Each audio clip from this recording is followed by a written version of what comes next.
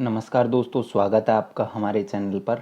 और हम UPSC exam के लिए प्री और मेंस के स्तर पर आज पॉलिटी को प्रारंभ कर दिया है और हम इसे नोट्स के क्रम में विधिवत रूप से प्रारंभ करने वाले हैं और इसे एंड तक इसी ही रूप में रखेंगे, जिससे हमें एक सिस्टमेटिक रूप से नोट्स मिल जाए, साथ ही साथ हमारा मुश्किल से ही कोई भी क्वेश्चन और कॉन्सेप्ट बच पाए। तो दोस्तों, सबसे पहले मैं आपको एक ब्रीफ नॉलेज के रूप में दे देता हूं कि देखिए दोस्तों, जो हमारा एग्ज़ाम है वो यूपीएससी करवाती है और यूपीएससी एग्ज़ाम के लिए 3 फेज प्री, मेंस और इंटरव्यू, तो पीटी और मेंस और इंटरव्यू। तो दोस्तों, हमारा जो पॉलिटी का सेगमेंट है उसके अंदर पीटी के अंदर बात करें तो पीटी के अंदर हमारे पास लगभग 15 प्लस माइनस 2 है ना, और लगभग मेंस के अंदर 125 मार्क्स का, जिसके अंदर हमारे पास संविधान,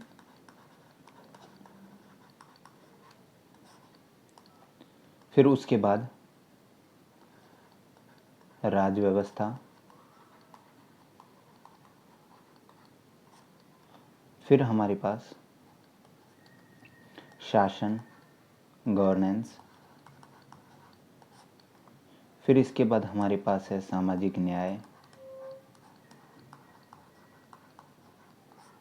फिर इसके बाद हमारे पास आ जाता है इंटरनेशनल रिलेशन, अंतर्राष्ट्रीय न्याय, अंतर्राष्ट्रीय संबंध और सामाजिक न्याय।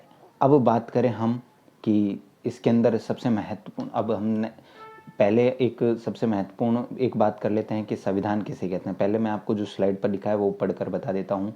संविधान एक मौलिक कानून है जो देश का संचालन करने, सरकार के विभिन्न अंगों की रूपरेखा, कार्य का निर्धारण करने एवं, ये थोड़ा टाइपिंग एरर हो गया है, नागरिकों के हितों का संरक्षण करने के लिए नियमों को बनाता है।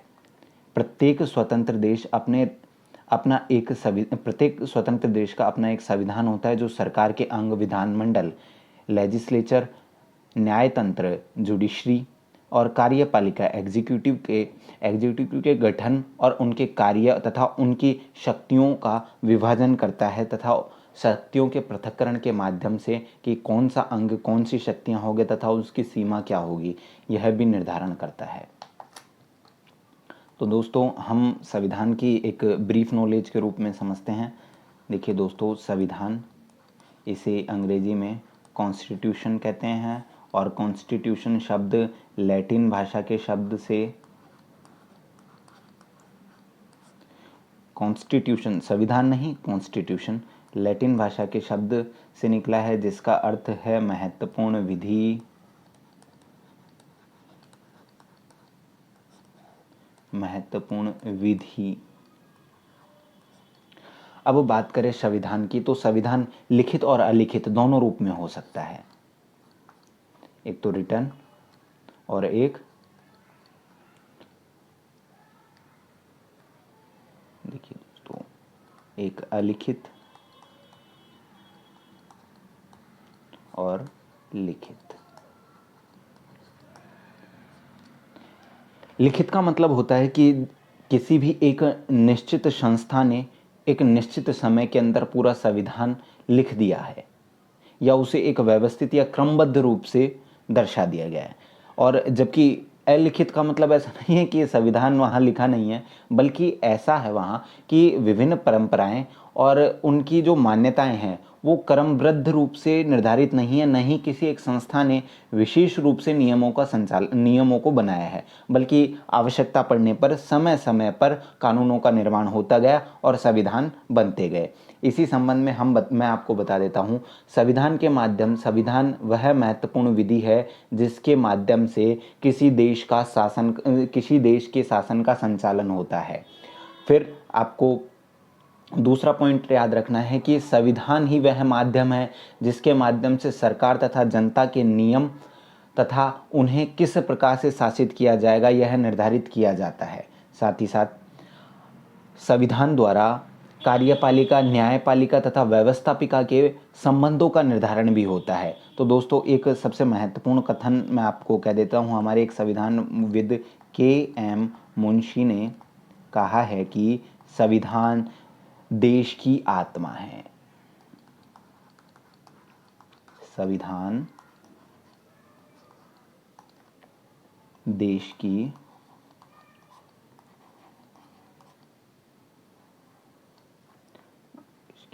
आत्मा है।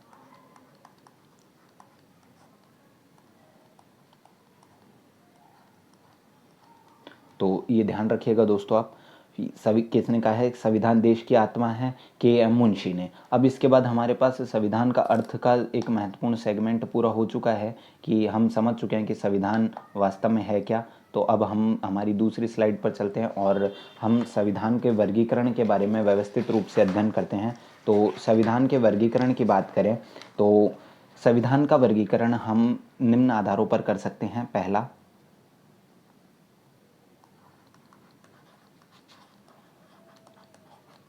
संविधान, और संविधान का वर्गीकरण पहले आधार पर हम कर सकते हैं शक्तियों के विभाजन पर।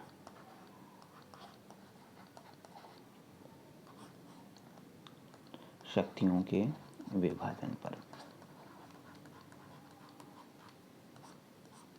शक्तियों के विभाजन की बात करें तो शक्तियों के विभाजन के आधार पर संविधान को 3 भागों में बांटा जा सकता है। एक तो परिसंघात्मक,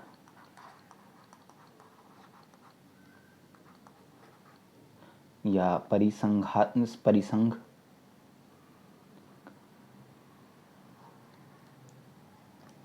एक सेकंड दोस्तों, थोड़ी एरर सी हो गई है।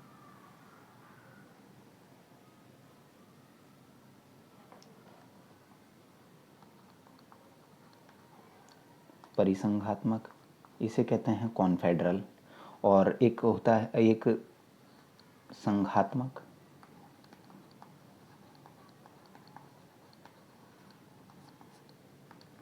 ये कुल मिला के शासन व्यवस्था के विभिन्न प्रकार के अंग हैं। और फिर है एकात्मक। एकात्मक को कहते हैं यूनिटरी, और संघात्मक को कहते हैं फेडरल।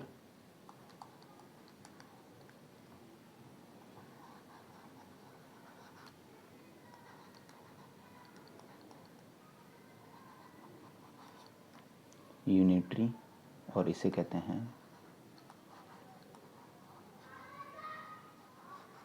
कॉन्फेडरल। देखिए दोस्तों, परिसंघात्मक और संघात्मक।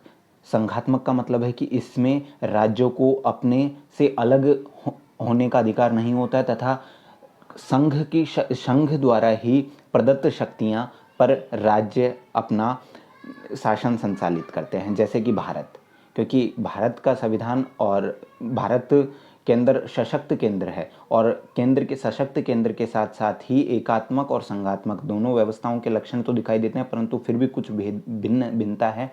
और परिसंघात्मक का मतलब कि इसमें राज्य स्वतंत्र हो सकते हैं, राज्यों का पृथक संविधान होता है, परंतु वे साझेदारी से आपस में जुड़े होते हैं। जैसे कि कुछ दिनों पहले, मतलब आज से कुछ वर्षों पहले अमेरिका, परंतु अभी उसे वर्तमान में कुछ संविधान संशोधनों के माध्यम से अलग होने का अधिकार हटा दिया गया।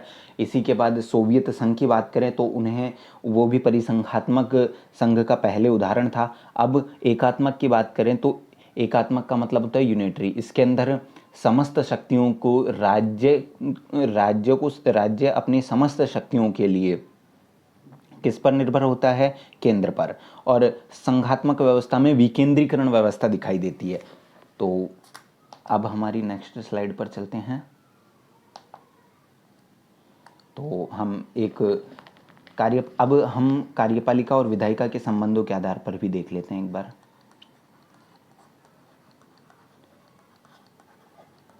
कार्यपालिका और विधायिका के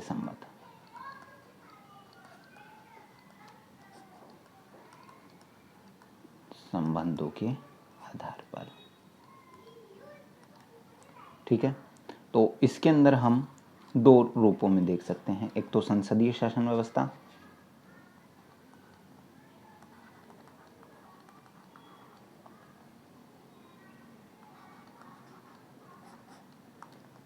और एक अध्यक्षात्मक। संसदीय व्यवस्था का सर्वश्रेष्ठ उदाहरण यूनाइटेड किंगडम भारत, और अध्यक्षात्मक का यूएसए। ठीक है दोस्तों, अब बात करें संसदीय व्यवस्था। संसदीय व्यवस्था में कार्यपालिका और विधायिका दोनों आपस में संबंधित होती है। इसके अंदर कार्यपालिका और विधायिका आपसी संबंध के साथ साथ इसमें शासन के अंदर एक नाममात्र प्रमुख और एक वास्तविक प्रमुख होता है। जैसे नाममात्र का हो गया हमारे राष्ट्रपति, और वास्तविक हुआ हमारे पास पीएम। इसके अंदर राष्ट्राध्यक्ष सीधा कौन होता है? प्रेसिडेंट, और प्रेसिडेंट कार्यपालिका का प्रधान होता है। ठीक है, और इसी के अंदर लोकतांत्रिक वैधता के लिए ये जो संसद है, संसदीय शासन व्यवस्था में निम्न सदन के प्रति लोग उत्तरदायी होती है। साथ ही साथ कार्यपालिका विधायिका में से ही चुनी जाती है। ठीक है,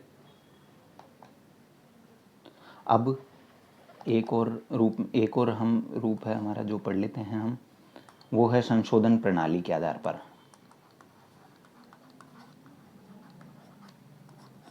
संशोधन प्रणाली के आधार पर कठोर और लचीला। ठीक है, कठोर तो आप जानते हैं जिसमें आसानी से परिवर्तन हो जाए वो लचीला, और जिसमें आसानी से परिवर्तन ना हो वो कठोर। तो दोस्तों एक मेरा क्वेश्चन है, ये बहुत सरल भी होगा आपके लिए। तो भारतीय संविधान की प्रकृति।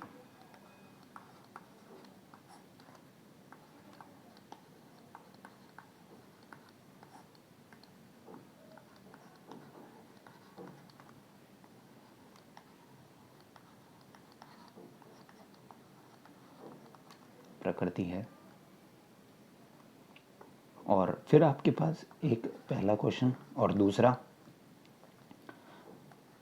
भारतीय संविधान की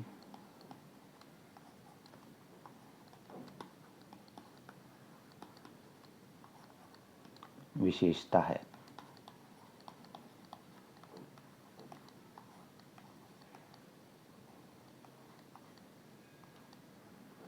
ठीक है, तो आपके पास मैं ऑप्शन दे देता हूं, तो आप बताइएगा कमेंट बॉक्स में, और फिर मैं आपको इसका कल आंसर दे भी दूंगा। पहला आपके पास ऑप्शन है कठोर,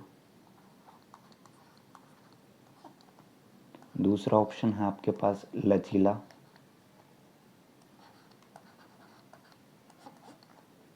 तीसरा ऑप्शन है आपके पास 1 और 2,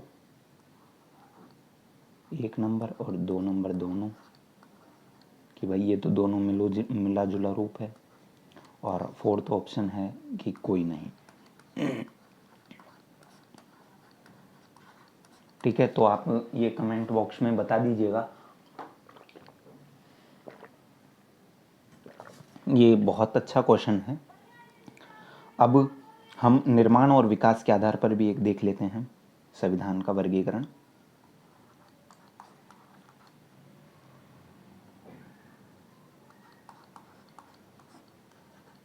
निर्माण व विकास के आधार पर,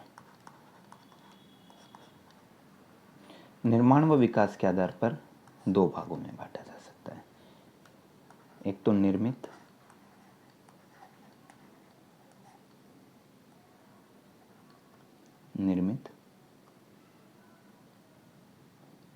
या इसे कहते हैं लिखित, और फिर दूसरा अलिखित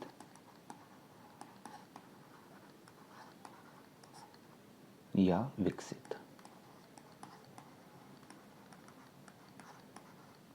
ठीक है दोस्तों, अब हम निर्मित और लिखित को आसानी से समझ सकते हैं। निर्मित कैसे, कि किसी निश्चित संस्था द्वारा बनाया गया है और एक निश्चित कालक्रम में, और अलिखित आपने को हम पहले भी ये देख चुके हैं, तो इसमें ज़्यादा समय खराब करने से कोई मतलब नहीं है।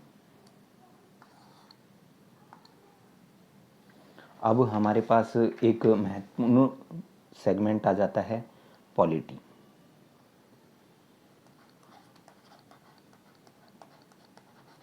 मतलब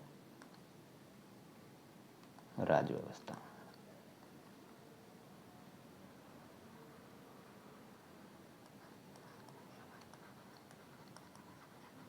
ठीक है,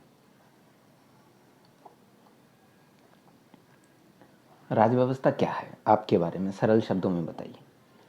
संविधान का व्यवहारिक प्रयोग ही राजव्यवस्था है। ठीक है, क्या है? संविधान का व्यवहारिक रूप ही राजव्यवस्था है।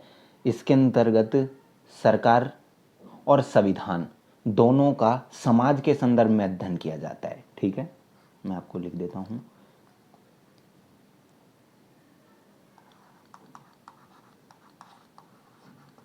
संविधान,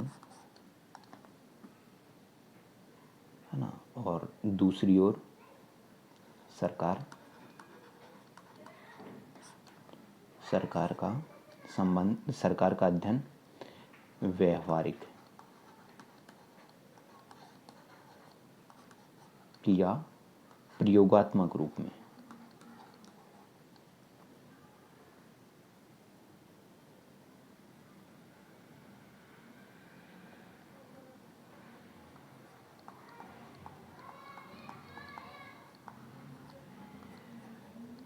प्रयोगात्मक कार्य क्षेत्र,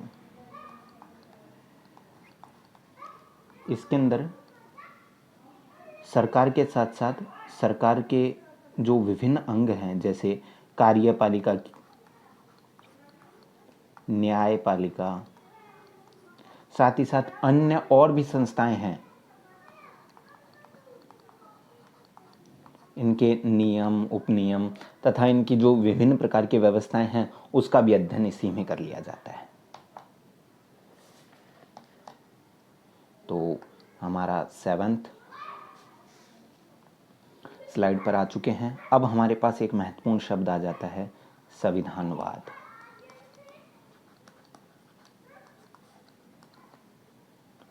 क्या है संविधानवाद? देखिए दोस्तों, संविधानवाद वास्तव में सीमित और मर्यादित शासन व्यवस्था है। क्योंकि संविधानवाद सुनने के बाद थोड़ा एक घबराहट सी हो जाती है कि यार ये संविधानवाद क्या आ गया। तो संविधानवाद सीमित और मर्यादित शासन व्यवस्था का नाम ही क्या है? संविधानवाद। इसमें राजनीतिक शक्ति जो अपनी इच्छा पर निर्भर है, मतलब ऐच्छिक राजनीतिक शक्ति को मान्यता नहीं दी जाती है। कानून व शासन व्यवस्था को आगे रखा जाता है तथा कानून व शासन व्यवस्था के अनुसार शासन चलाया जाता है। इसी के साथ साथ बहुमत की इच्छा को प्राथमिकता दी जाती है। पहला, सीमित एवं मर्यादित शासन, सीमित प्लस मर्यादित शासन।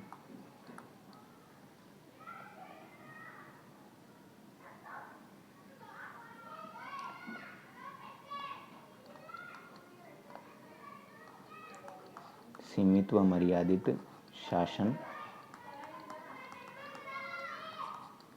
ठीक है, फिर एक इसकी विशेषता संविधानवाद की, राजनीतिक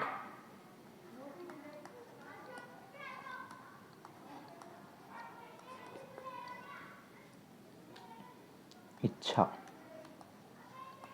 या किसी एक व्यक्ति की इच्छा का अंत अनियंत्रित, या हम ऐसे लिखते हैं, राजनीतिक इच्छा अनियंत्रित ना हो पाए,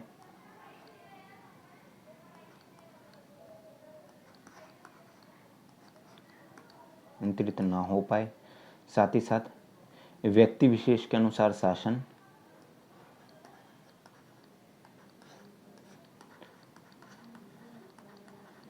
विशेष का शासन समाप्त। साथ ही साथ बहुमत की, और यहाँ लिख भी देता हूँ मैं, कानून का शासन।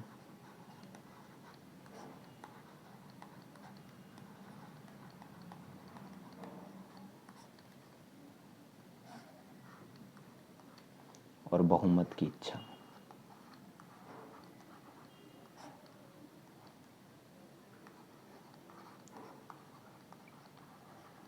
इच्छा को प्राप्त,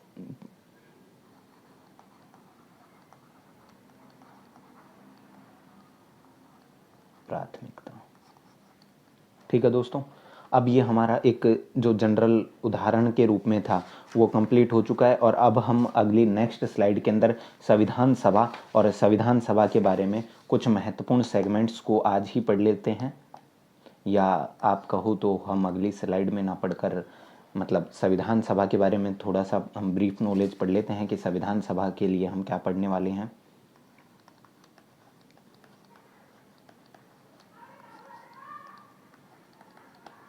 अगली क्लास में, तो जिससे हमारे पास ये स्लाइड रहेगी ही। देखिए, सबसे पहले हम संविधान सभा की पृष्ठभूमि पढ़ेंगे कि संविधान सभा क्या है, कैसे गठित हुई। ठीक है, फिर हमारे पास दूसरा कि भाई संविधान सभा का निर्माण कैसे हुआ। फिर इसके बाद हम पढ़ेंगे कि संविधान सभा ने कैसे कार्य किया, कार्य प्रणाली। फिर इसके बाद हम पढ़ेंगे संविधान सभा ने कौन कौन से कार्य किए। फिर इसके बाद हम पढ़ेंगे समितियां कौन कौन सी थीं।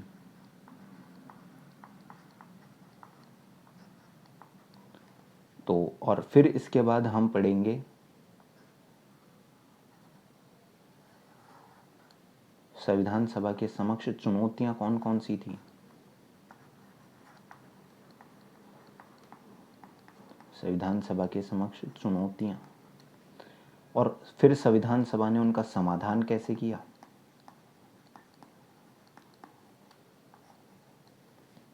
और फिर आलोचना कैसे कर, संविधान सभा के संदर्भ में कुछ आलोचनाएं भी प्रचलित हैं वो। फिर उनका समाधान कैसे किया संविधान सभा ने।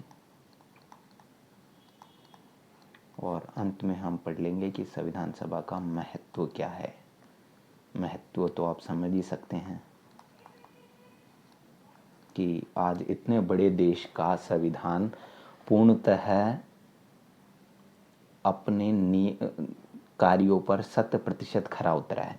तो धन्यवाद दोस्तों। यदि आपको ये क्लास पसंद आई हो और आप चाहते हैं कि हम मेरे साथ, अंकित के साथ, या आप कह सकते हैं कि आपके दोस्त के साथ अपना कोर्स कंप्लीट करना चाहते हैं, तो लाइक, शेयर और सब्सक्राइब ज़रूर कीजिएगा। बाय दोस्तों।